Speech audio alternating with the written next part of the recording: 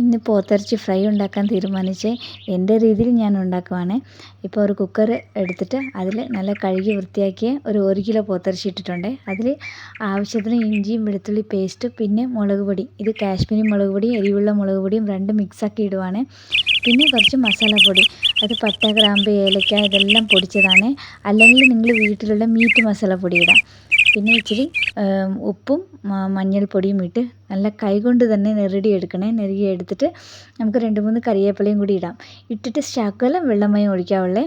എന്തെങ്കിലും ഒരു അര ഗ്ലാസ്സൊക്കെ ഒഴിച്ചാൽ മതി. ഒഴിച്ച് നല്ലപോലെ ഇത് വേവിച്ച് മാറ്റി വെക്കണം. ഇപ്പോൾ ഒരു ഇരുമ്പ് ചട്ടി എടുത്തിട്ടുണ്ട്. ഇരുമ്പ് ചട്ടി ആയതുകൊണ്ട് നല്ല കട്ടി ഉണ്ടല്ലോ, അടി പിടിക്കത്തില്ല. അതുകൊണ്ടാണ് നമ്മൾ ചെറുതായിട്ട് എടുത്ത് തേങ്ങാക്കൊത്തും സവോളയും ഒന്ന് നല്ലപോലെ ഫ്രൈ ആക്കി ഒന്ന് മാറ്റി വെക്കണം. ഇത് നല്ല ടേസ്റ്റാണ്. എല്ലാവർക്കും അറിയാമല്ലോ, ഞാൻ പ്രത്യേകിച്ച് പറയണമെന്നൊന്നുമില്ല. ഞാനപ്പോൾ ഇതൊന്ന് നല്ല ഫ്രൈ ആക്കിയിട്ട് ഒന്ന് മാറ്റി എടുത്ത് വെക്കുവാണ്.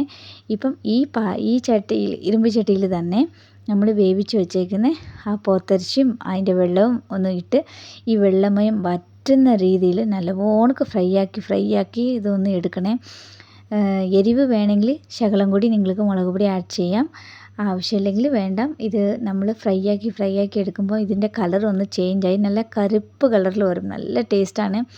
അന്നേരം നമുക്ക് വറുത്ത് വെച്ചേക്കുന്ന തേങ്ങാക്കൊത്തും സവളയും കൂടി ഇട്ട് നല്ലപോലെ ഇളക്കി എടുക്കണേ. 1 കിലോ പോത്തിറച്ചിയത് ഫ്രൈ ആക്കുന്നത്. പക്ഷേ ഇത് ഫ്രൈ ആയി വരുമ്പോൾ ഇച്ചിരിയേ കാണുകയുള്ളൂ. പക്ഷേ ടേസ്റ്റ് സൂപ്പറാണ്. വെച്ച സമയം തന്നെ പെട്ടെന്ന് അങ്ങ് തീരുവേ.